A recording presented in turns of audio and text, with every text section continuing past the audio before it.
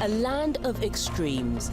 Its location at the center of the continent and its harsh climate have earned it the title, the Dead Heart of Africa. Home to close to 10 million people, this large, sparsely populated country gained independence 50 years ago. In half a century of independence, Chad has known decades of on-off war, poverty, crisis, and trouble with its neighbours like Sudan. Then oil was discovered, and this year the country signed a treaty with Sudan, putting an end to the fighting. So are things finally coming together for Chad, or will its newly found resource become a curse, as it has in many African nations?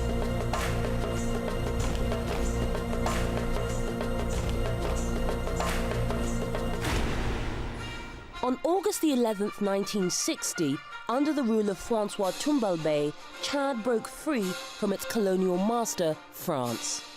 But the euphoria of independence was short-lived. Toumbalbé proved to be an autocratic leader. Almost immediately after independence, he banned all political parties, fomenting unrest and paving the way for what followed, nearly 40 years of civil war. La rébellion s'est formée, a été déclenchée, je crois, en 1966. The rebellion was formed and kicked off in 1966. And since then, each regime that rose to power has had to live with this democratic violence, this violence of rebellion. And to this day, we can't get rid of it. Violence so endemic that when Toumbalbé died in an army coup, he had a rifle in his hand. And the cycle of violence continued, often inflamed by Chad's neighbours, notably Libya, which attempted on various occasions to annex parts of Chad. Hussein Habri, a new leader, came into power in 1982, regaining control of the country. But he too ruled it with an iron fist. Under his watch, close to 20,000 people were killed, and many more disappeared. Under the Hussein Habri regime, it was like a bloody dictatorship. So no liberties, no freedom of opinion. So people will just be arrested and put to jail because they laugh at Hussein Habri's name, for example.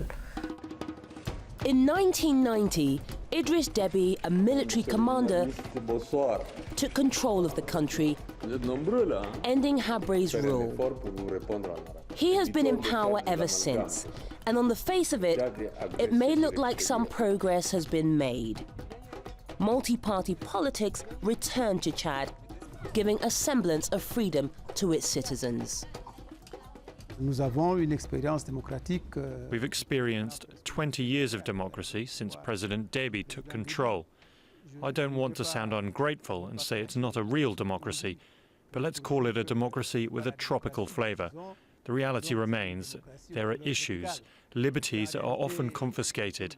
There's a measure of liberty allowed within which journalists can function, but with consequences.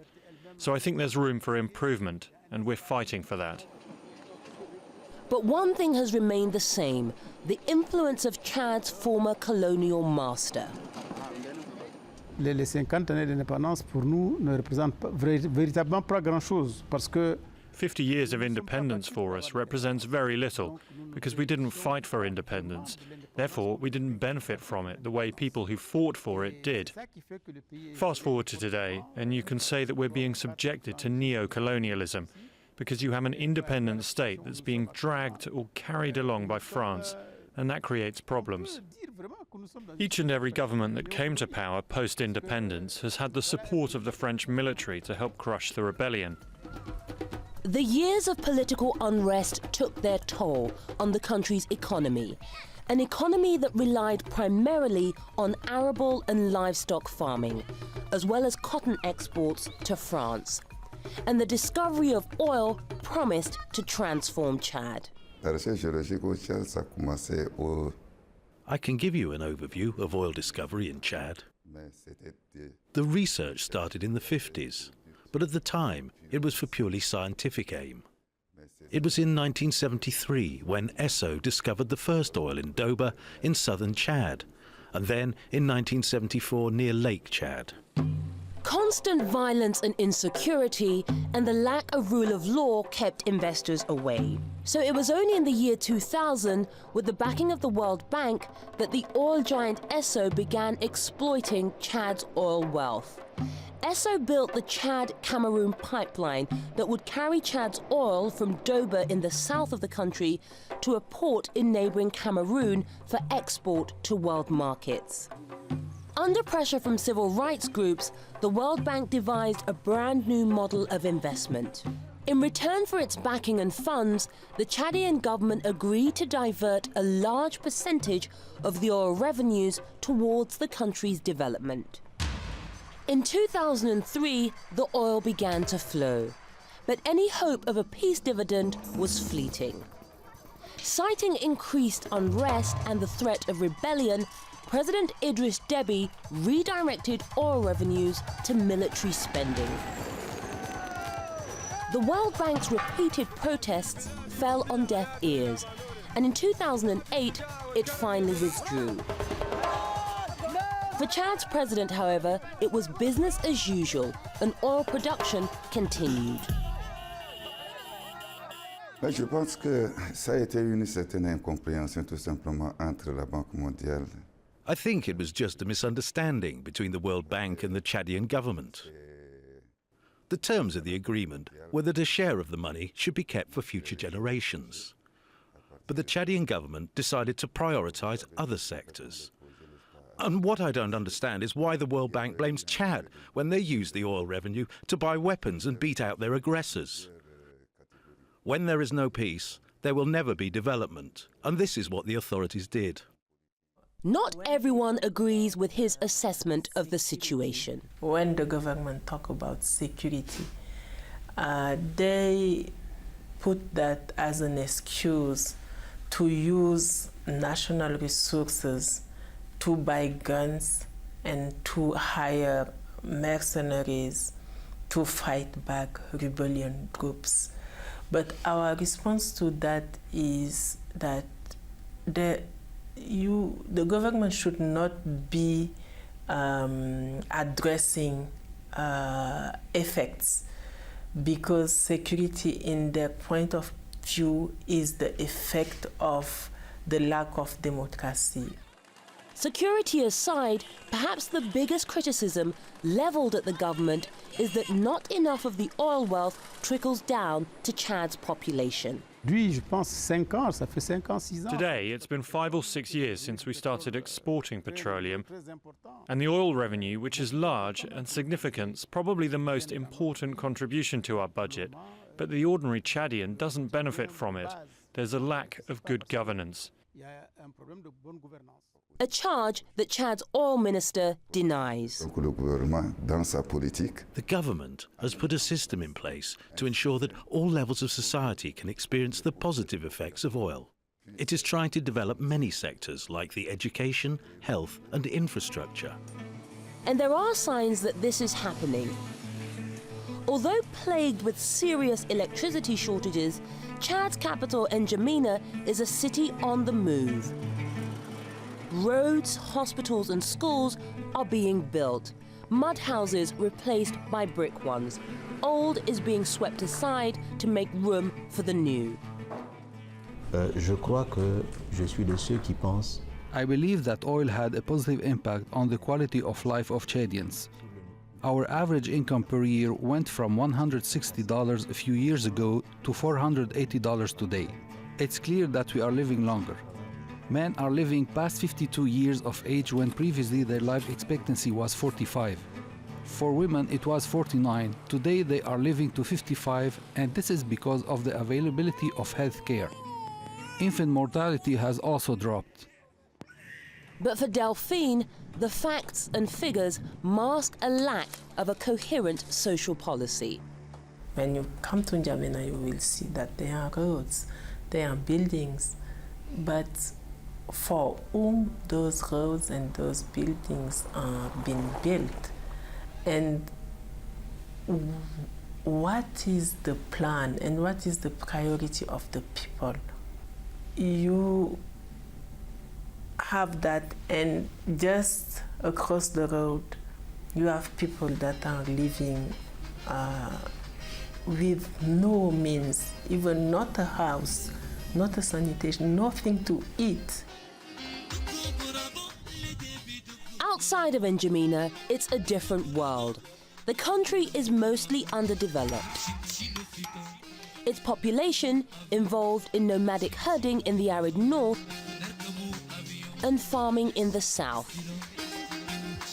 Except for the towns and villages where oil was discovered. Here, the government has set aside 5% of the oil windfall to develop the area surrounding the wells, turning once sleepy villages such as Doba into boom towns. Hassan Biboa is a Cameroonian who was lured to Doba by access to a university education and the means to pay for it.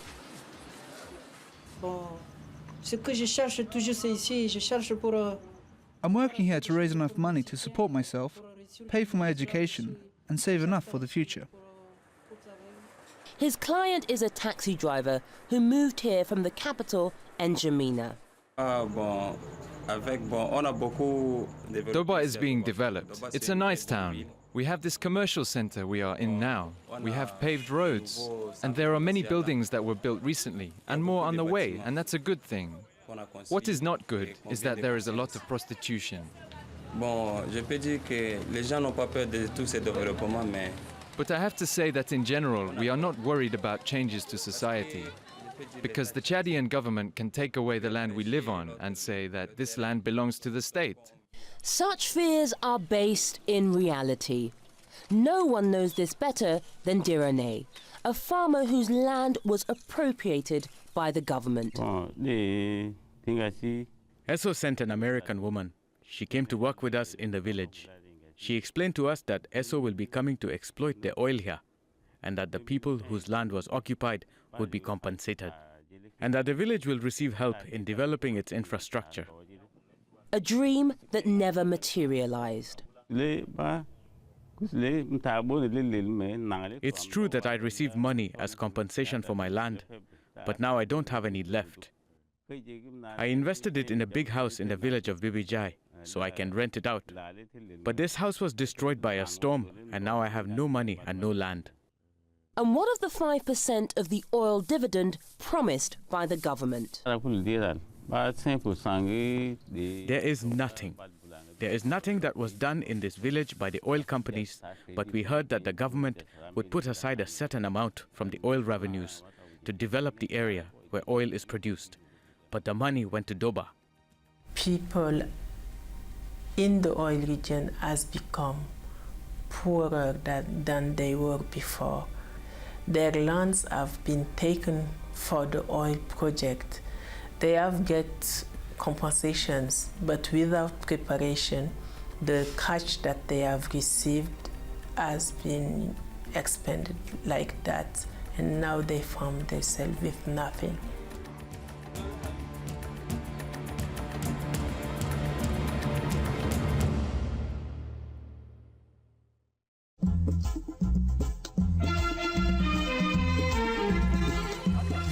After year, Chad ranks high on the list of failed states and low on the Human Development Index.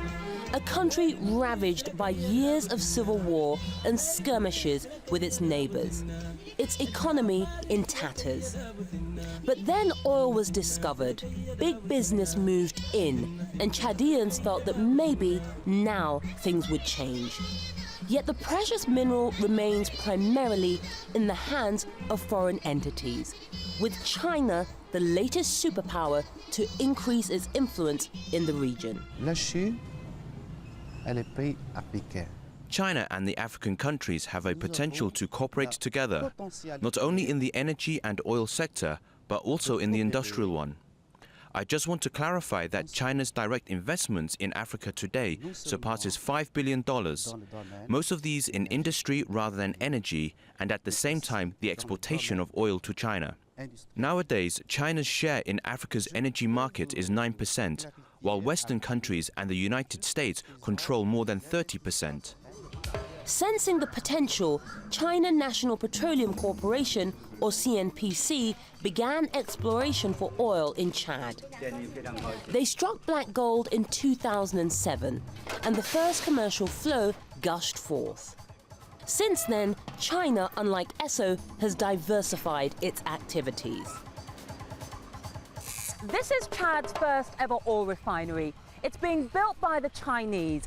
It's still very much under construction and won't be ready until 2011. But when it is, it will have the capacity to refine 20,000 barrels of oil per day.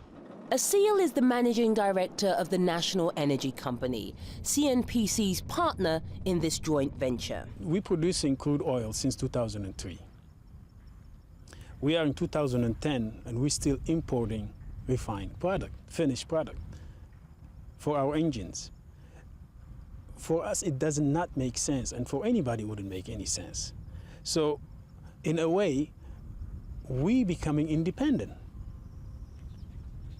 Using our own product, getting our own product, and we'll notice the price at the pump. The difference that is built through transport and everything else, we will keep it. So that's an important key here. The second I mentioned is about employment. No matter what you notice now, once this operation is built, is set, it's going to be run mostly by Chadian. And it is glaringly obvious that the workers on the construction of the refinery are mostly Chinese. China has drawn criticism for that exact thing, bringing their workforce with them rather than creating jobs for locals. They also stand accused of jealously guarding their technology and expertise.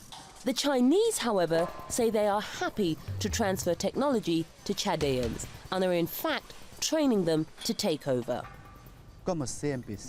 CNPC has always cooperated with the Chadians, especially when it comes to training. This company has trained more than 400 people. We send them to China, to France, to England and the US to train professionally. They will have all the necessary training to manage oil activities. Along with oil extraction and the refinery, China has financed a telecommunications project. It's also constructing a cement factory and is set to sign a deal to build an industrial tax-free zone. Projects that it is hoped will help Chad move towards self-sufficiency. Unlike Western donors and investors, China has a so-called non-interference policy. But the exact meaning of this term is open to debate. For critics, the policy allows China to flout international requirements and props up despotic regimes. For Chadians, however, who are tired of the conditions placed on them by Western donors and investors, it's an opportunity. Let's be simple in our way of reasoning. Whatever is going on now, it's actually developing the country. The revenue generated from, let's say, from the oil industry, are the road that we're using, the schools that our kids are going to, the health district that we're building, the hospitals, the wells for water, for clean water. So everything here, it's going into a helping our people with our own resources. Finding partners to get those resources out of the ground, I don't think it's a form of neocolonialism. So it's probably a view of someone else, but it's not our view. Our people feel it. How else would you do it otherwise? Chad has forged partnerships with both Chinese and Western investors to help them extract their oil wealth. But despite these profits, stability remained elusive. In the last decade, Chadian rebels funded by Sudan have tried on various occasions to take over the country, causing widespread unrest. The flow of petrodollars made Chad a bigger prize. The rebels grew more determined to wrest control from President Deby, and Deby responded by arming his forces and consolidating his grip on power. Meanwhile, the opportunity to invest oil revenues in the Chadian people was missed. It is a curse, and everything is out there to show that it is a curse, because I think we have been better off without oil. Now we are in the midst of armed conflict because of the oil money. And it's the eastern part of the country that bore the brunt of this conflict.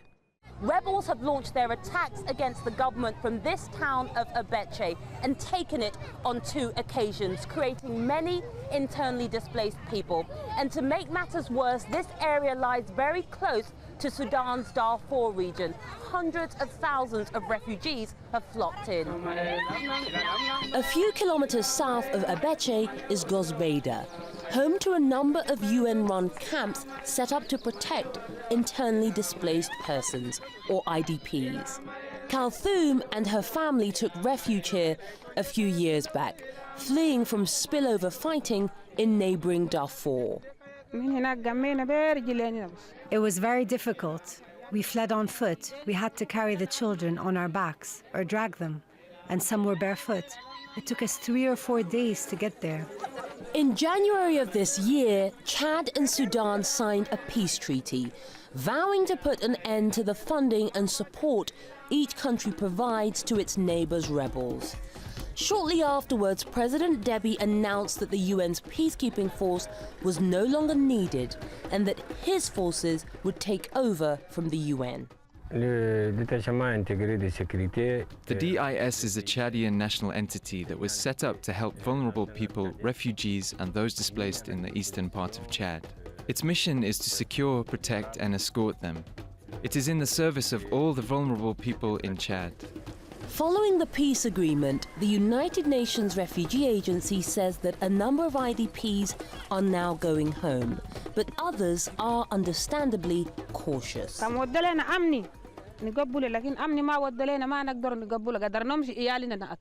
If there is security, then yes, we will return.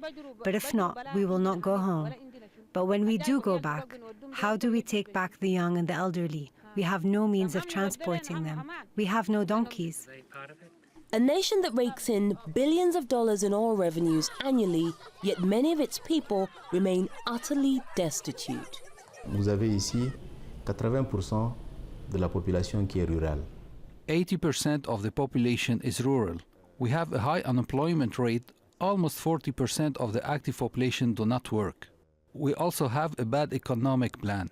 In addition, corruption has made things more expensive. The government is doing some efforts to limit the corruption, and thank God in 2010 and hopefully 2011, Chad will no longer be listed amongst the most corrupt countries. Presidential elections are due to take place in Chad in 2011, and the opposition is hoping that this time around they will be free and fair. Je pense qu'il y a de l'espoir parce que depuis maintenant 2 ans et demi. In the last 2 years, the opposition signed an accord with the majority government to improve the democratic process, and that's what's happening at the moment. Yet despite the democratic accords, it is clear that the nation has a long way to go before its people begin to reap the rewards of peace and to feel the benefit of oil profits. 50 years after gaining freedom from France, Chad continues its struggle to become truly independent.